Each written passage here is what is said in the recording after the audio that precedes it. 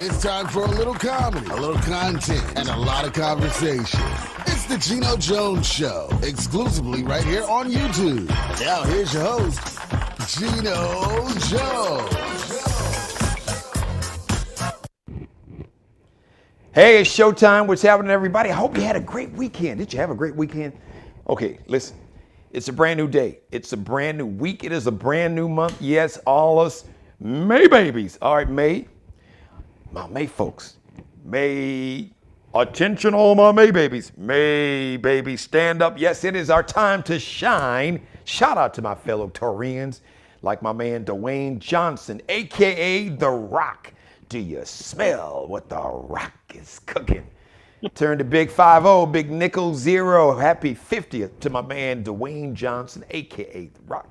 It is the Geno Jones Show. We come to you live Monday to Friday, 6:30 p.m. Eastern, 5:30 p.m. in Chicago, 3:30 p.m. out on the West Coast. Please subscribe to my YouTube channel. You and everybody that you know and don't know, everybody that you love, that you like, that you ain't too crazy about, even folks you can't stand, that you hate, strangers, aliens. Tell them all to subscribe to the Geno Jones channel, share and like this and every episode, and go back and binge watch every episode. All right, today, support a Black-owned business. Today's guest, she is a return guest. She is the CEO of Diversity Advancement Alliance Group and Atrium Solutions. We're going to be talking about like the internet. You know, the professional term they use is broadband. But broadband is just a kind of fancy name and word to use, talking about you having internet so your kids could do homework.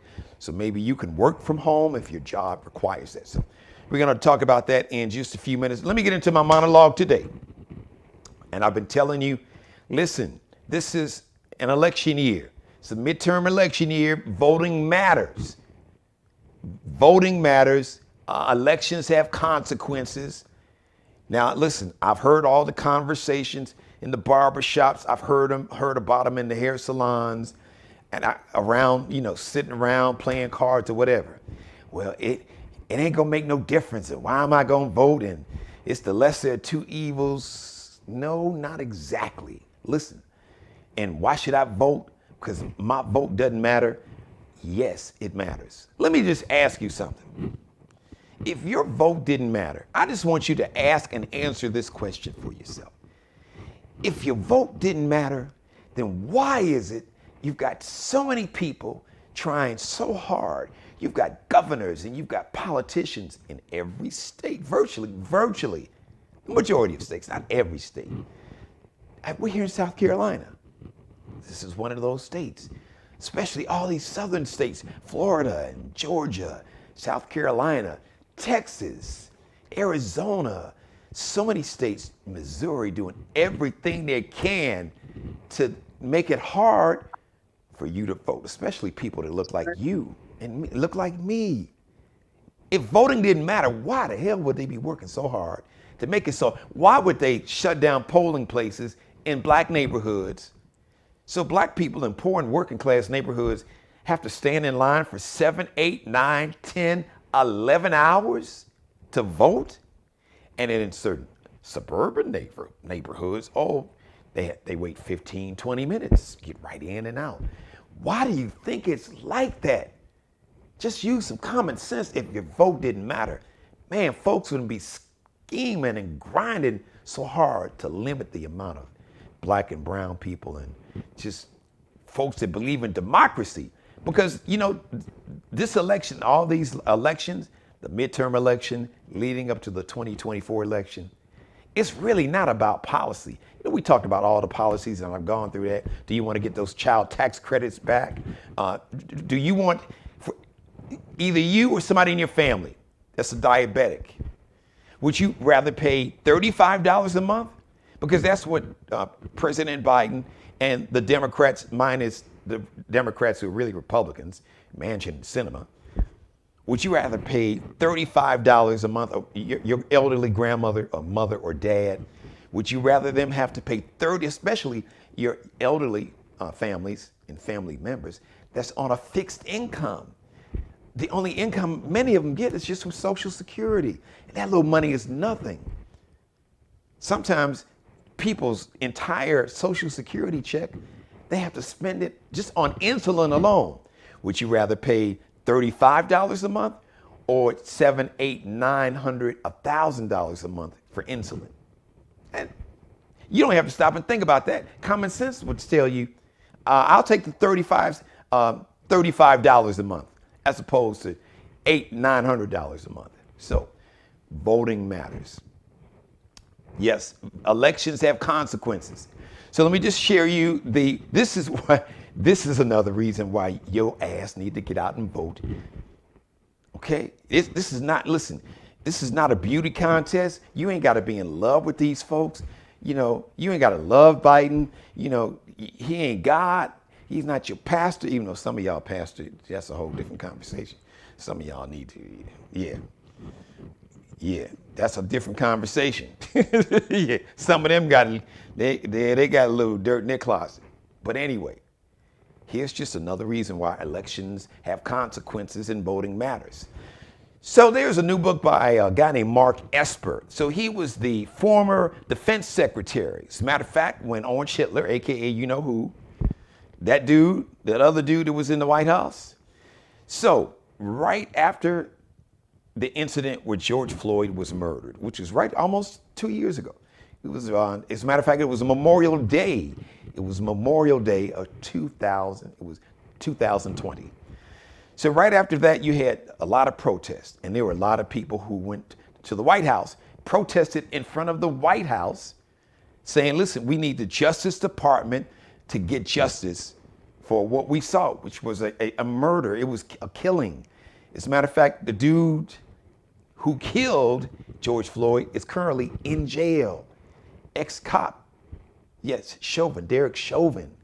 So you had people protesting that and wanting justice for George Floyd and all the other unarmed black men, women, children, and people of color that were murdered. So guess what Orange Hitler wanted Mark Esper, who was his defense secretary, to do? He asked him, now I am quoting Mark Esper from his book. The book is called A Sacred Oath, all right?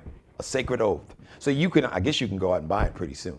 But this is just a quote from this book in terms of what Orange Hitler wanted his defense secretary, who was in charge of all the military, asked him. He said, because he was furious, he hated the protesters. He said, we gotta send a message. We gotta go ahead and get them under control. He was really pissed off, and he didn't like seeing all these people of color out there, protesting, saying, listen, you gotta do something. So Orange Hitler asked Mark Esper, he said, and I'm quoting, can't you just shoot them? Let me say that again. According to Mark Esper, the former defense secretary under your man, the orange dude, this was during the George Floyd protest. The protesters went to D.C. and were protesting in front of the White House. Once again, Orange Hitler, your boy, yes, asked the defense secretary if the military, can you just shoot them? Just shoot them in the leg or something. Okay? That's the mentality that's out there. And he's not alone. You got several governors, Florida, Georgia. I'm not too certain what's happening here in South Carolina, Texas for sure, Oklahoma, Missouri. I could go on and on and on. There are a lot of governors that share that same worldview. That's cool with ending democracy. That would be cool with a dictatorship. That's cool with the hate, racism, white nationalists, neo-Nazis, Ku Klux Klan members, people, domestic terrorists who would storm and will storm the U.S. Capitol again if they get a chance. These are the same people stormed the Capitol on January 6th of 2021 that wanted to hang the then Vice President Mike Pence, hang Mike Pence, and then built the gallows, the hangman's gallows, with the noose in front of the U.S. Capitol. So voting matters, Elections have consequences. Just remember, the dude who was the president right before Joe Biden wanted to shoot the protesters who were protesting the killing, the modern day lynching of George Floyd. Forget the First Amendment. Freedom of speech and assembly. He didn't give a damn. First Amendment. I don't like these folks. We got to get them under control. Can you just shoot them in the leg or something? Can you just shoot them? All right, let me bring up my guest. Once again, today is Support a Black-Owned Business, and my guest is returning. She is the CEO of Diversity Advancement Alliance Group and the CEO of Atrium Solutions, company that specializes training to develop software, training people to develop software, and they call broadband solutions. It's really a fancy name for like the internet and having access to the internet and Wi-Fi. But listen, I'm gonna stay in my lane, and I'm bringing her back on camera so she can explain to you. And we're gonna talk about the situation about broadband, because that is a huge problem, especially in rural areas. And you know, black folks live in rural areas too. I know you watch the news, you think the only people who live in rural areas are white people. No, you got everybody, black, white, Hispanic, Native American, Asian American, you name it, Christian, Muslim, Jewish. You know, we got all kind of folks in rural areas. In some of our big cities, like they have food deserts, we have some areas that they have problems getting access to the Wi-Fi and internet broadband. So hello, my friend. She is back, ladies and gentlemen. Miranda Nichols, back to the show. Good afternoon. How are you? I'm good. How are you, Geno? I'm good. So thank you for being patient. I'm serious about letting people know, listen, y'all can play around if you want to. Voting matters, and who's in power matters. So and it matters even more on the local level than it does on the national level. Say that part, yes. A lot of people don't think that these midterm or special elections that are going on are not important. They are, and we just don't show up the way that we should. Yes, that part again. So now you were on not too long ago. We talked about the company, but I know you wanted to kind of do a deeper dive, because a lack of broadband or having access to the internet and Wi-Fi is a problem, especially in many rural areas, but not just in rural areas too. Some of our cities, they have areas where they have an issue. So what are the areas that need the internet, that need broadband the most? Okay, so when we talk about broadband or internet services, you have underserved and underprivileged areas, okay? Believe it or not, there are areas in the city of North Charleston that have issues with broadband. Wow. Cherokee, wow. Accoby, believe it or not. And these areas are in high volume areas, but, areas that have been underserved and underprivileged forever, and they just weren't included in the plan when the infrastructure was laid out to provide broadband services. Wow. And so a lot of people, think that, it's only rural. And then, like you said, the misconception that rural only means Caucasian folks, it does not. When you're talking about rural, you're talking about your cousins in the country. You're talking about your cousins in Hollywood, Ravenel, Ridgeville, Cottageville. Okay, McClellanville, Allendale. Cross. They got $1 million houses over there in Allendale, and there's not enough infrastructure to hold the bandwidth for their broadband. Wow. Wow. So when you're talking about that, we Atrium Solutions is working with several municipalities in order to identify those areas that mostly need the basic infrastructure and broadband solutions, particularly for areas where schools are being serviced, where students are. Because during the pandemic, I was at my property in Ridgeville, and I was watching a bus ghost ride down the street and watching the kids come out to get on the bus to try and get their work done because they didn't have access to a vehicle to take them to the local library, which there is none in Ridgeville. Wow. And they had to get to town hall in Ridgeville to have access to broadband. And, when you live out on the reservation, the Indian reservation out in Ridgeville, or on the ridge, as they call it, past Give Hands, you don't have access to broadband. I go down there and I can't even, I can't even use my phone. So these are areas that are hardest hit when we have issues where people can't get to school. The virtual school learning was non-existent during the pandemic for those areas. And we gotta address that so that we don't have the huge inequity in education for the underserved and underprivileged areas, because that's what it causes, a domino effect. Because they couldn't get what they needed during the pandemic, these kids are going to be behind for the next 4 or 5 years trying to catch up.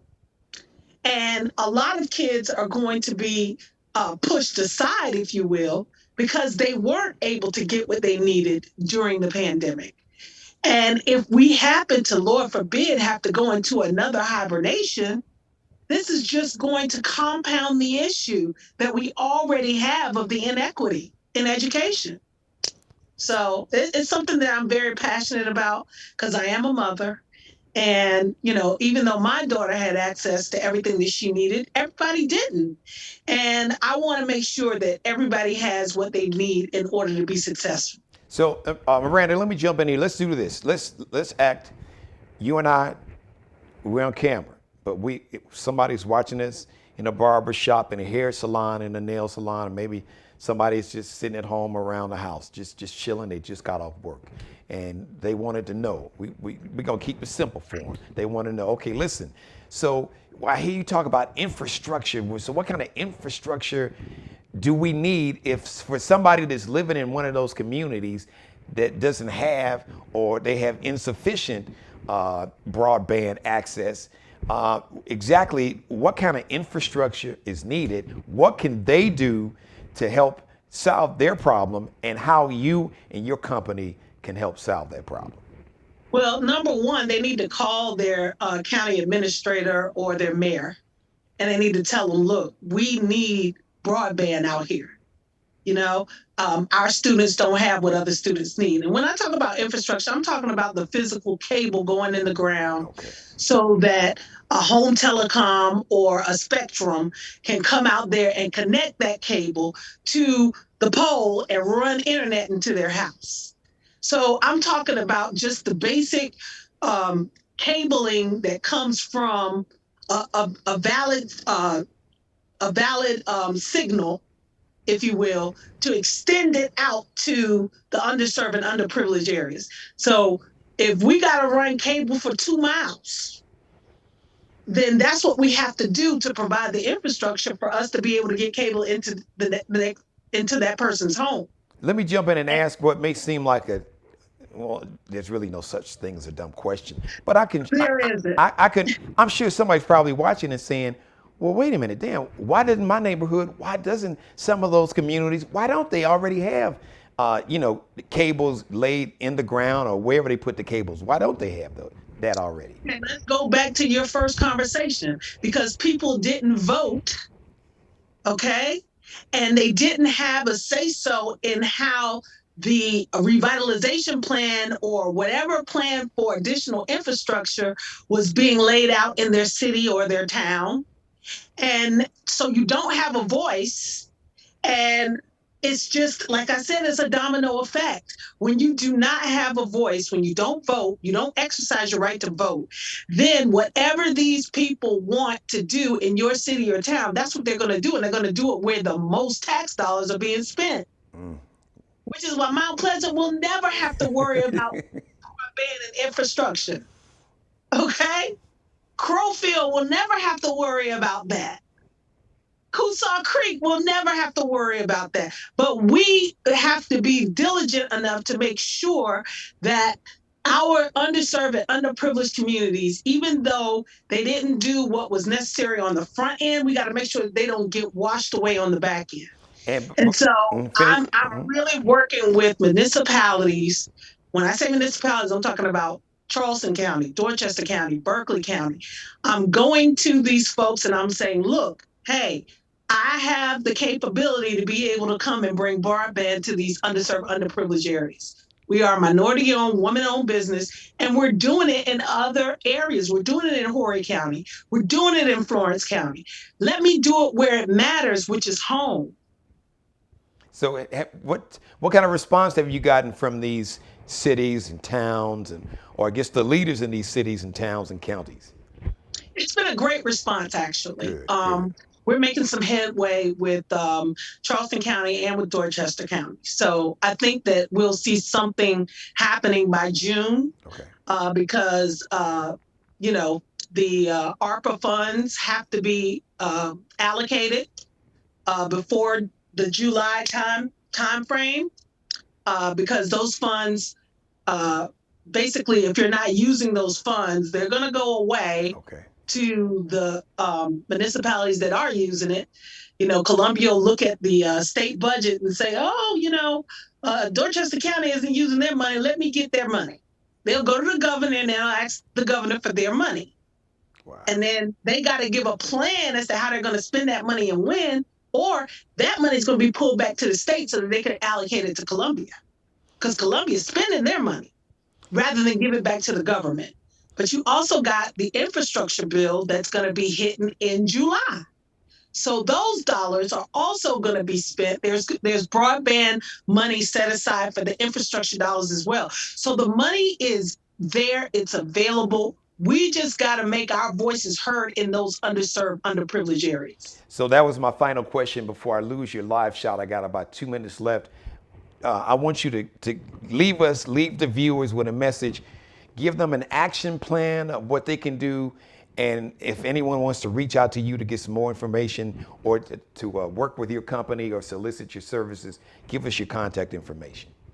Okay. Well, my name is Miranda Nichols. I'm the CEO of Atrium Solutions, LLC. We've been servicing NIWIC and SPAY-WAR for many years.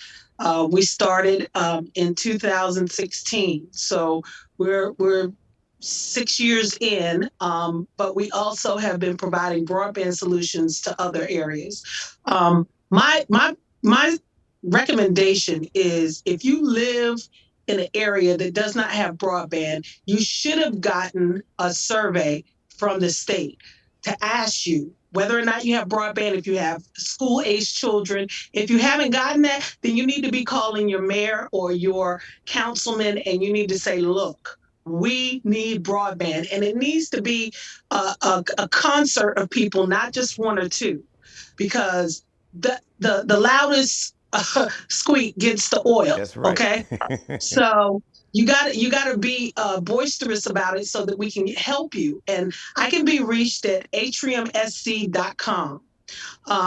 And as I said, our company is willing and ready to help in these areas, and we look forward to the opportunity to do that. And Geno Jones Show, I thank you for having us on, and we appreciate, the opportunity to share this information. Well, listen, I appreciate you, Miranda. You know that. Listen, if it wasn't for broadband, I wouldn't have this platform and this show on this platform. Right.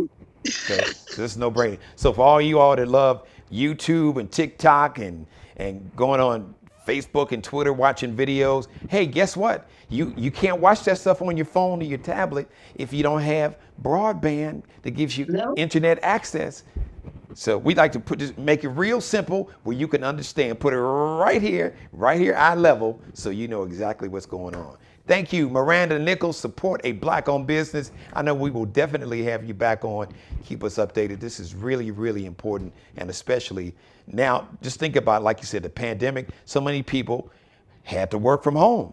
But what if you had a job that wanted you to work from home, but you didn't have access to Wi-Fi, to the internet? What if you had kids that they were doing virtual learning, but you had no access? Like Miranda said, you had families and kids following these buses that had hotspots that provided people who didn't have the internet and Wi-Fi, temporary internet and Wi-Fi. It was really crazy. So thank you, Miranda.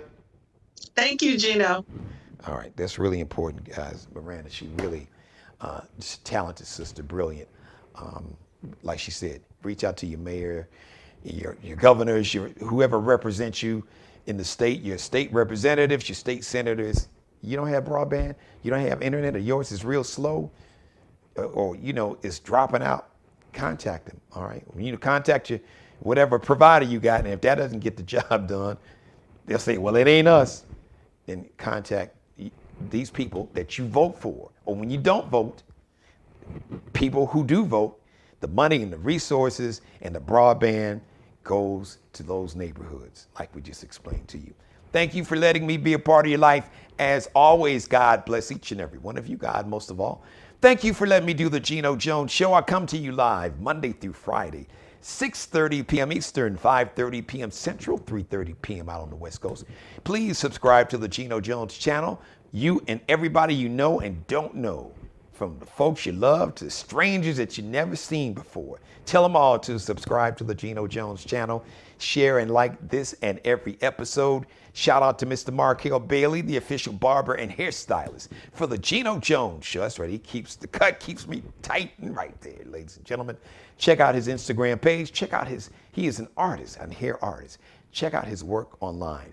Instagram, you can check him out. Kel Be Cutting Up, KelBeCuttinup. Allie Jones and Bruce Gage, the official wardrobe consultants, the official stylist for the Geno Jones Show. Allie Jones, fashion designer, fashion design major, Columbia College, Chicago. Check out her collection, her drip.